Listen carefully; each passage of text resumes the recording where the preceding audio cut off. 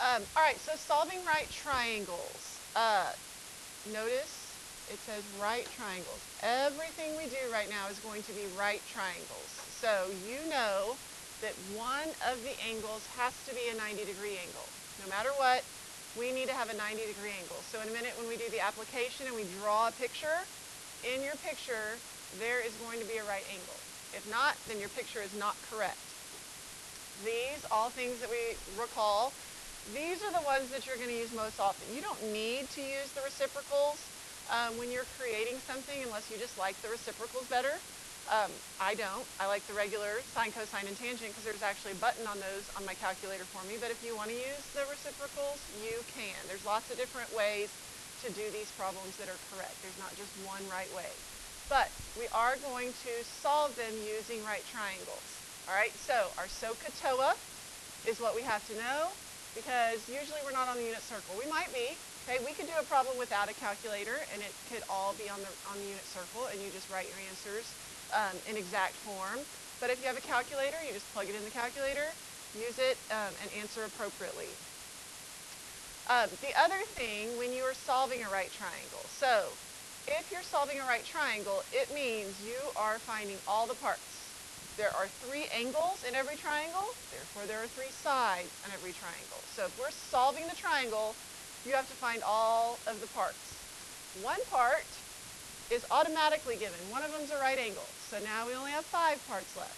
So if a right angle, then you have to be given at least 2 other parts. So you have to be given 3 of the 6 in order to solve it. So whatever else is missing, that's what it means by solve the triangle. Also notice, if you have just a kind of generic triangle and it gives you the letters A, B, C, Q, R, S, whatever it is, if, however you decide to name it, it's going to tell you this, at least one of the angles is going to be given for right now. So if it tells us angle C is the 90-degree angle, then side C, little c, has to be across from it. Big capital letters are the angles, lowercase letters are the sides in triangles. If we're doing the application problems, you can do whatever you want. But as far as these that have specific names, you have to be sure to name them correctly. Angle A, little a has to be across. Angle B, little b has to be across from it. You can't pick. You can pick whatever you want your angles to be as long as they're not given, but then the sides across from it have to match. You can't just randomly put whatever you want on there. All right, so this first one tells you we have triangle ABC, and it tells us, and I always draw a triangle. Okay, it's a very good idea to draw a triangle because if not, the people who I have noticed don't draw triangles in the past always get all their values mixed up. So if side A or side B equals something and you say it's side C, that's wrong. Okay, you getting them mixed up means you don't know how to solve a triangle. Has to be matched up with the correct letter. It tells us angle A is the 90-degree angle. So this has to be our 90-degree angle. You don't have to put the box right there. That tells me that's 90. Side A is 29. That has to be across from the big A. And then it tells us side B is 21. We can put 21 wherever we want. I'm going to put it down here. So if I put 21 down here, that means I have to put angle B up here. You could have put 21 on the side, then angle B would be down here. That'd be fine. You're going to get the same answer. And then so that leaves angle C and side C right there.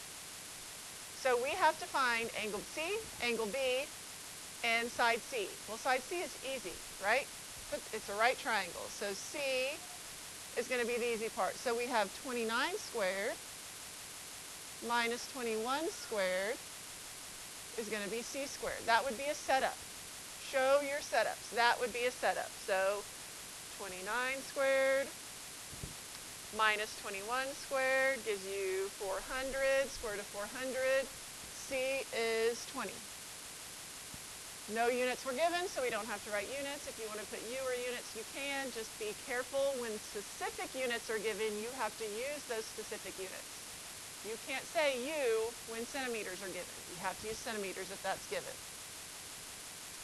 Now, B or C, we can find whichever one of those we want, but we have to use triangle trig. And when I say right triangle trig or triangle trig, that's SOHCAHTOA. That's what right triangle trig is. I'm going to start with angle C. I was given the 21, which is adjacent, and I was given the 29, which is hypotenuse, so that's what I'm going to use. Adjacent hypotenuse is cosine. So my cosine of angle C is adjacent over hypotenuse. That's a setup right there, which is work. How do I put that in the calculator? The cosine of an angle equals the side. The inverse, we just spent 2 days on that, of a side equals the angle. Either one of those setups, you can show them both, or either one of them is okay for setups. One or both of those would be the setup to support your answer. So in your calculator, be sure you're in the correct mode. Okay, we are in degree mode when you plug that into the calculator right there. So you get second cosine of 21 divided by 29, which gives you angle C is 43.603 degrees. So there's the second thing we need to find. Now, for angle B, we can use right triangle trig if we want, but we can also just know that there's 180 degrees in a triangle. So that 43 number plus 90 gives us 133.603. So 180 minus that, I don't need to see that set up. Angle B is 46.397 degrees. Two setups. Setup for the Pythagorean theorem to find the side that's missing, and then a setup for one of the angles. If you want to set up for both angles, that's fine. I do not have to see a setup for just adding and subtracting from 180, unless you want to show that. So 2 setups and 3 answers right there. That would be full credit. Either one of these steps right here for the setups, I don't care which one you show. If you show them both, that's fine too, to get you your angle, and then you just add it to 90 and subtract from 180 to get your other angle. All right, so that's solving a triangle. Then we also just have regular word problems. In these regular application problems, typically you don't have to find all the parts. Sometimes a couple parts, but usually it's 1, maybe 2 parts for each problem. The picture is the most important thing. You have to pull the words out of the problem to describe or to figure out what is being labeled where. So, a lighthouse keeper observes there's a 30-degree angle between the horizontal and the line of sight to a ship. All right, so here's the water, here's a ship, here's a lighthouse, little person up here, and between the horizontal and the line of sight to a ship. So here is his line of sight to that ship. See that nice right angle? So we have a right triangle. We just drew a right triangle. That's what we want. So if I'm looking out, there's the horizontal between the horizontal and the line of sight to a ship. So between the horizontal and the line of sight to a ship, it tells us that's 30 degrees. Well, this is our 90 degrees. If that's 30, that means this is 60. Or it means this is 30 also. Alternate interior or complementary. You don't have to label them both. You just need one of them. Put both of them if you want. Pick the one you like best. And then the keeper is 19 meters above the water. So here's the water. Here's the keeper. That is 19. We want to know how far is the ship from the shore. We'll call that X. Call it whatever you want, but be sure you label it, because if you don't label that, I'm not going to know what you're finding. If it said, how far is his line of sight? Line of sight would have been the hypotenuse. Ship to the shore, person to the ship, ship to the top of the lighthouse. That would be the line of sight right there. So now we just set something up. I'm going to use 60, opposite, adjacent. That's tangent. Tangent of 60 degrees equals opposite over adjacent. There's your setup. That's the work I would expect to see from that point you can put in the calculator trying to solve for x. So I multiply both sides by 19, and I get 19 times tangent of 60, 32.909 meters. Now, could we have done this one without a calculator? We could have. Hey, if this was on a non-calculator, 19 times the tangent of 60 degrees. Tangent of 60 degrees. Here's 60 degrees up here. That's the point 1/2 root 3 over 2. Tangent is y over x. So times root 3 equals x. Very easy to do that one without a calculator. 19 root 3 meters if we did not have a calculator. So just because it's an application does not mean you have to have a calculator. You can do these without a calculator. There's your two answers right there, depending on which one it was. If we put in 19 square root of 3 in our calculator, we get 32.909.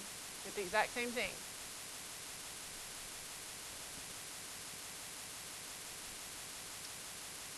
All right, a 20-foot ladder is leaning against a building.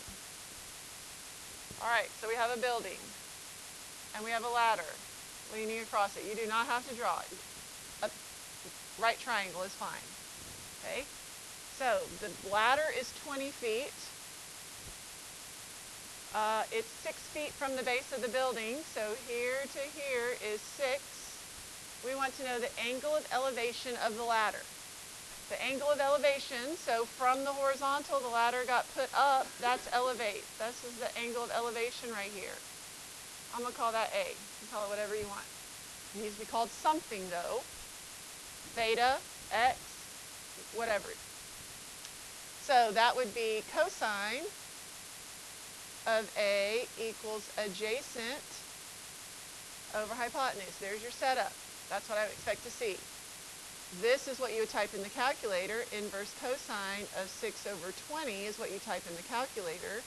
In degree mode, we can assume all of these word problems are in degree unless it says otherwise. Okay? All word problems we're going to assume are degrees unless it tells you otherwise.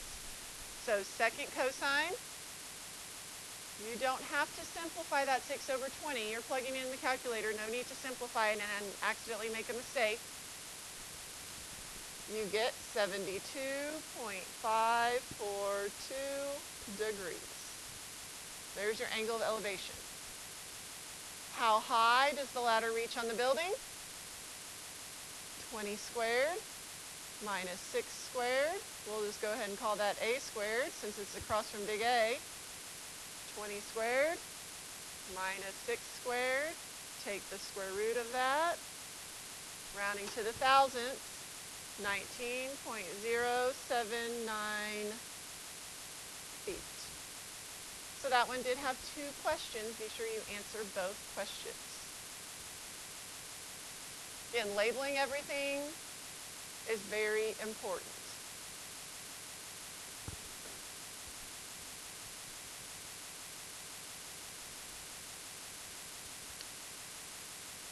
All right, find the measures of each angle in an isosceles triangle. So we got to remember what isosceles means. It kind of gives it away. Hopefully, if you don't remember isosceles, the 12, 12, 6 gives it away that 2 sides are equal. 12, 12, and 6. Isosceles is not necessarily a right triangle. If it told us that was a right triangle, we could say that. Okay? Then 2 sides, it does not tell us it's a right triangle, so we cannot, even if we drew a right, just because you draw a right triangle and you label it 12, 12, 6,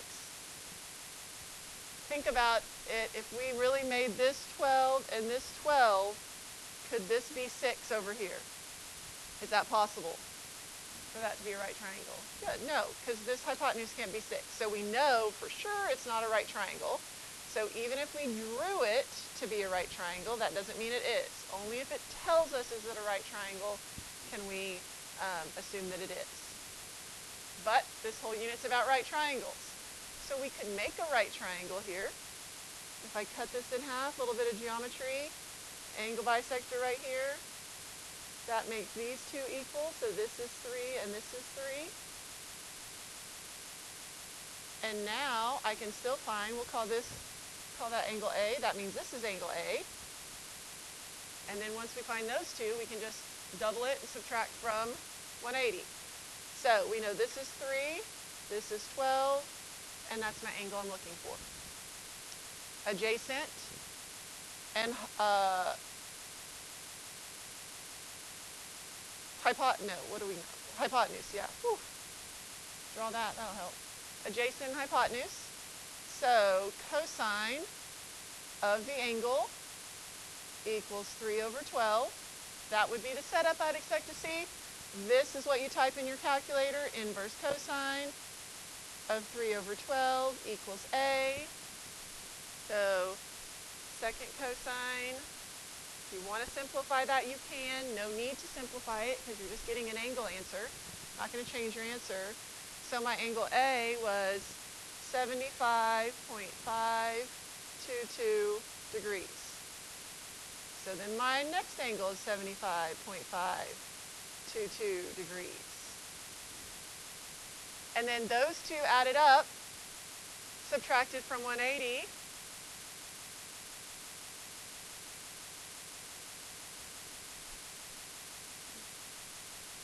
is 28.955. Now we always say don't ever type in rounded answers into your calculator. So if I don't type any rounded answers in my calculator, I get 0.955 degrees. But when I look at that, 5, 2, and 2, that gives me 9 right there instead of 10. So on this particular problem, I would accept 955 because we always say never type in rounded answers into your calculator. And if you do what we say, never type in rounded answers, you get 955 versus 6. So, or 0.956. I would accept either one of those on this problem. Again, because we don't want you to get in the habit of typing rounded answers in, but because when I add those up, I'm 1,000th off, 0.956 would be fine.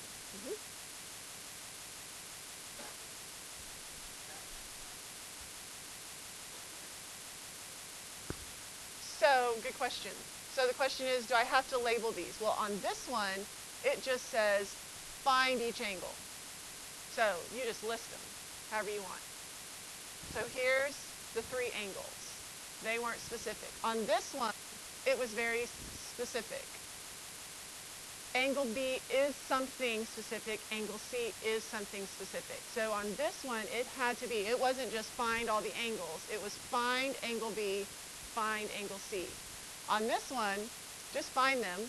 They don't have to be labeled anything. If they are, fine, but if they aren't, that's okay too. I mean, you could even label this angle B. Angle A and B have to be the same, and this is C if you want. But it's not necessary because it just says find the angles. They were not labeled anything. You made it up.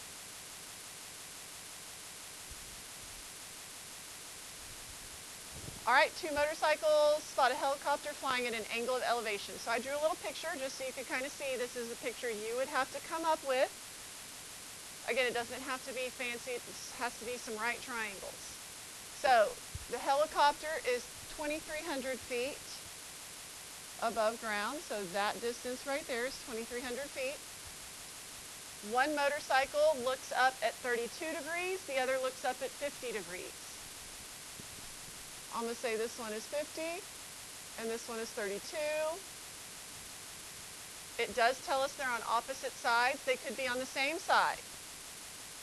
If they were on the same side, it would look like this. Here's 32, here's 50. So it's possible they're on the same side. Instead of adding the two, we would have to find this, and subtract them. That's a possibility also. Same side or opposite side. I'm going to call this X and this Y. I can't call those the same thing. They're not the same. Don't ever name something the same letter in the same picture. So on this one, because they're opposite, we want to find how far apart they are. We're going to find those two and then add them. So we have 50 degrees, opposite, and adjacent. So we don't have a choice but to use tangent. So tangent of 50 degrees equals opposite over adjacent. Now that x is in the denominator. If you know how to solve it, that's the setup I would see. I'm going to do a little bit of work just so you can see what happens here. If I cross multiply, if you need to show this, fine. If not, that's okay also. Then we divide by tangent 50. Divide by tangent 50, and that gives us our x value. So just regular. Again, we're in degree mode. Make sure your calculator's in the right mode. If you're not getting these answers, check your mode first. 2300 divided by tangent of 50. We get 1929.929 plus, do the same thing over here, tangent of 32 degrees equals opposite over adjacent, which, same as that, is going to give us y equals 2300 divided by tangent of 32 degrees.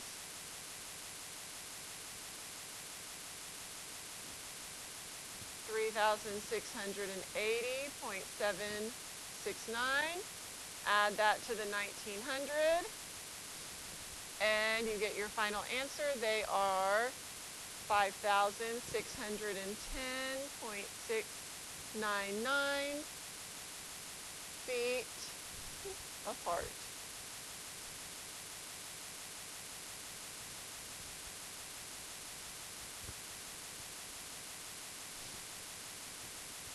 When we're doing these things with the calculator, this unit and the next few units, they're going to have a lot of stuff to do in the calculator. You're going to have lots of things that you have to go back and grab or store. Be sure you're never typing in rounded answers. Never, ever, ever type in a rounded answer into your calculator. Scroll up and grab it if you have a newer calculator, or store it if you have an older calculator. Which the storing button is you just hit store. If I want to find the tangent of 30, well, that's a bad example, and I want to use that number, the store button is right above the on. I would hit store as x, and now anytime I hit x, if I hit 3x, that's stored. X, it's stored as that. So that's something you can do. You can store it as different letters. You can store it, I want 21 stored as A, so I hit alpha A. Now anytime I hit the A button, it's stored as 21. So that's something you can use also if you want. But again, if you have the newer calculator, you can scroll up and grab that, pull it down. Just sometimes it gets a little messy when you scroll up and grab.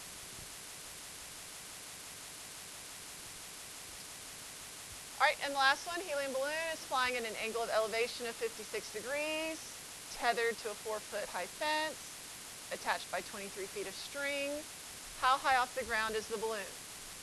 All right, so we have the ground right here. We have this fence. Here's a fence. Balloon is attached with string. 23 feet of string. The fence is 4 feet high. The angle of elevation of the balloon. So from the horizontal up, that angle of elevation right there is 56 degrees. There is our nice right triangle that we need. We need to figure out how high is the balloon to the ground. I'm going to call this x, and that's 4. So once we find our answer, we're going to have to add 4 to it. All right, so this is the angle, opposite hypotenuse, so that's sine.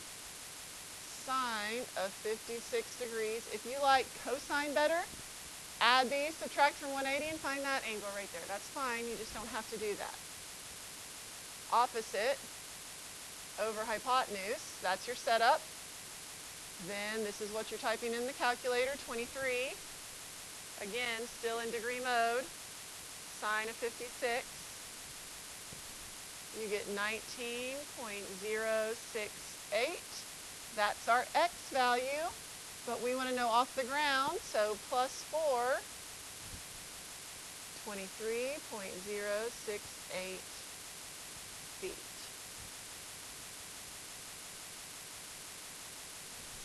And those are your word problems.